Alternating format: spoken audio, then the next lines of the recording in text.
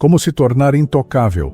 Licóis de Maquiavel. Sêneca dizia que o homem que depende do aplauso constrói sua casa no vento. É uma imagem que pesa como pedra, porque lembra que tudo o que se ergue sobre a aprovação alheia é, no fundo, instável. Uma rajada de crítica, um murmúrio de desaprovação e toda a estrutura balança. Cícero, em outra época, completou a lição. A dignidade não se negocia, se preserva. E preservar exige mais do que erguer muros. Exige criar fronteiras que ninguém vê, mas que sustentam tudo por dentro. A ferida silenciosa está em viver sempre exposto, sem muralhas internas. É a sensação de estar vulnerável a críticas que perfuram, a manipulações que desviam o caminho, a chantagens emocionais que drenam a energia. É como caminhar em campo aberto sem armadura, esperando que a força da aparência seja suficiente para proteger. Mais cedo ou tarde, descobre-se que o que protege não é a imagem, mas o centro. A essência maquiavélica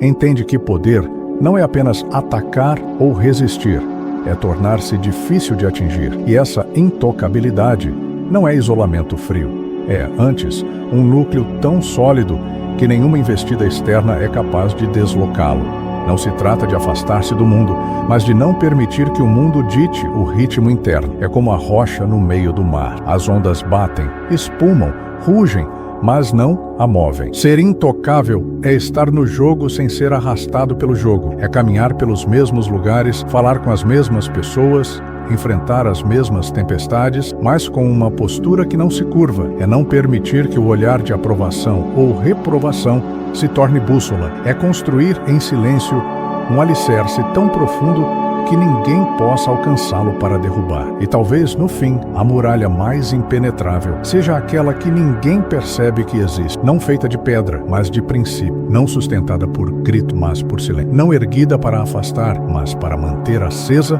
intacta, a chama que ilumina, mesmo quando o vento sopra mais forte. Blindar a mente antes de blindar a imagem. Há quem acredite que basta parecer forte ser protegido. É a ilusão da armadura reluzente que impressiona à distância, mas se desfaz no primeiro impacto real. O brilho intimida, mas não sustenta. É como um castelo de pedra impecável por fora, mas cujo alicerce escondido da vista apodrece em silêncio. Quando o chão cede, não importa o tamanho das muralhas, tudo desmorona. Sêneca entendia que a fortaleza real se ergue na mente, não nas muralhas. E essa construção interna não é visível, não é exibida. Ela acontece nos pensamentos que escolhemos cultivar, nas crenças que decidimos alimentar e nas narrativas que contamos a nós mesmos quando ninguém está olhando. É o trabalho diário de remover a ferrugem das inseguranças, de reforçar as vigas da disciplina e de selar as frestas por onde o medo costuma entrar. Blindar a mente é aprender a filtrar antes de reagir, é criar espaço entre o que acontece e o que decidimos fazer com isso, é a amabilidade de receber um ataque verbal e não permitir que ele se torne uma ferida interna. É o treinamento silencioso que transforma a vulnerabilidade emocional em clareza de ação. Quem constrói assim não teme as tempestades, porque sabe que o vendaval atinge apenas a superfície. A imagem, mais impecável que seja, é sempre fachada. A mente, quando firmada, é fundação, e fundações sólidas sustentam não apenas o peso do presente, mas também cura. O homem que entende isso não desperdiça energia tentando parecer inventado. Ele se dedica a ser inatingível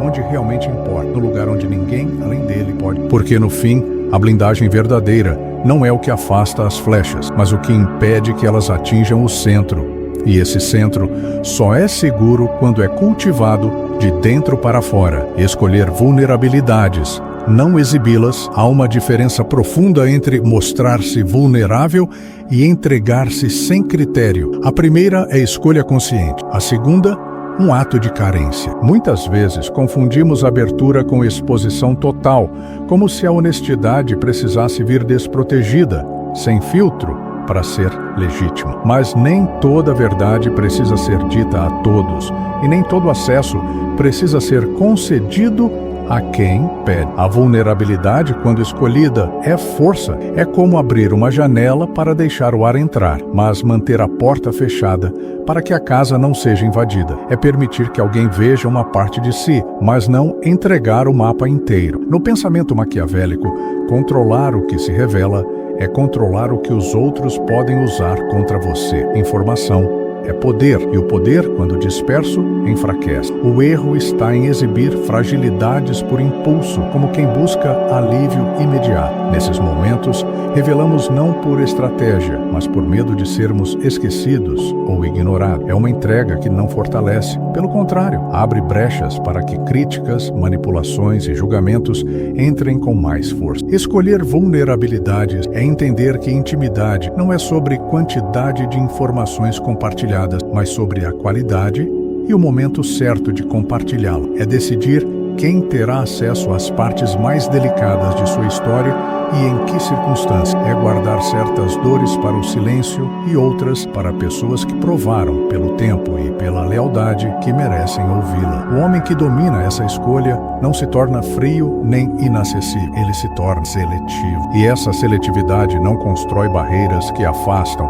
mas pontes sólidas que ligam apenas aqueles que sabem atravessá-las com respeito, porque no fim, a verdadeira força não está em esconder tudo, mas em saber exatamente o que mostrar e para quem. O silêncio como couraça invisível. Há um poder raro no silêncio que não nasce do medo, mas do domínio de si. Vivemos em um tempo em que falar rápido e muito é confundido com ter relevância e em que responder antes de ouvir é visto como sinal de presença, mas, muitas vezes, o contrário é verdadeiro. É no espaço que deixamos entre as palavras que o respeito começa. Marco Aurélio dizia que mais poder tem quem se cala do que quem grita. O silêncio, quando é escolha, não é vazio, é presença medida. Ele protege como uma couraça invisível, permitindo que a mente observe antes de agir, que o coração perceba antes de reagir. É a superfície calma de um lago profundo. Ninguém sabe o que existe no fundo, mas todos respeitam a tranquilidade que se mantém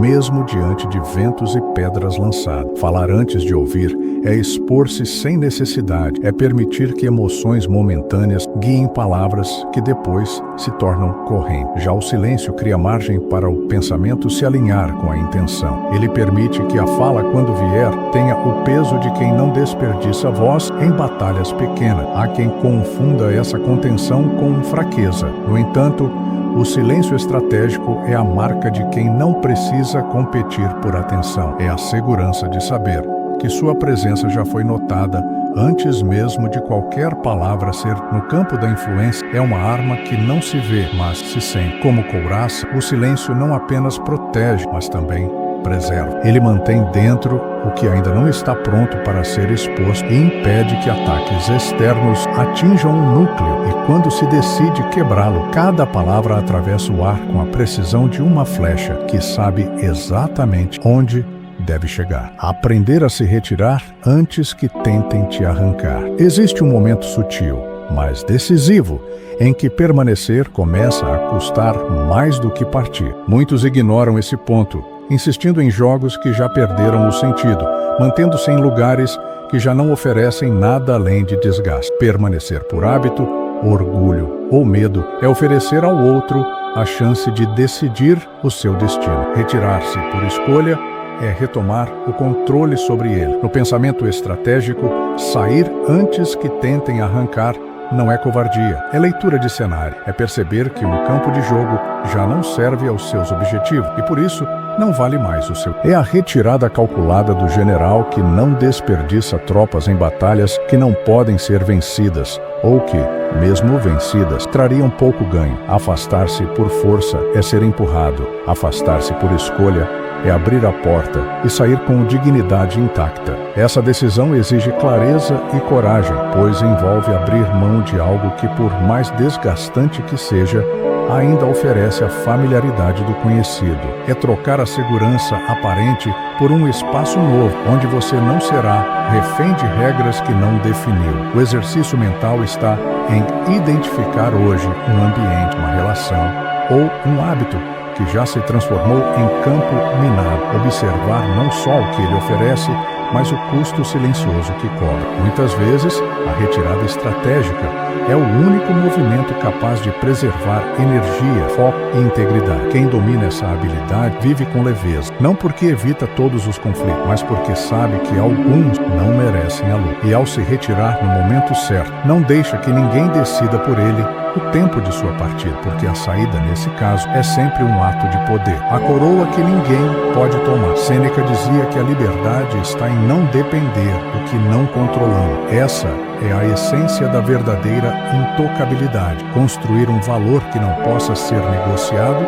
nem ameaçado, nem retirado por mãos externas. Quando o que sustenta sua dignidade não é feito de aplausos, postos ou aprovações, não há força capaz de arrancá-lo. Cícero, com a lucidez que atravessa séculos, afirmou que o maior triunfo é manter-se senhor de si mesmo. É essa posse interna que transforma alguém em não importa o que se perca no caminho, status, relações, oportunidades. Se o núcleo permanece intacto, nada realmente foi tirado. Esta é a coroa que ninguém pode tomar. Soberania sobre o próprio eu. A intocabilidade não é isolamento, não é viver afastado de tudo e de todo, é autonomia. É estar no mundo com abertura para se conectar, mas com raízes profundas o bastante para não ser arrastado. É saber que o que se oferece é fruto de escolha e não de necessidade. E é exatamente essa liberdade que atrai respeito até dos que discordam de você. Se tudo lhe fosse tirado hoje, o que ainda permaneceria intocado em você? Essa pergunta, mais do que uma reflexão, é um teste silencioso, porque se a resposta for algo que depende de outro, então ainda há trabalho a fazer. Mas se a resposta nascer do que você construiu por dentro, então já há uma coroa invisível sobre a sua cabeça. A imagem final é simples e poderosa, uma chama que queima dentro de uma redoma invisível, tejida, mas ainda iluminando o mundo, porque a verdadeira força não é gritar que está acesa, é continuar queimando mesmo quando ninguém está olhando.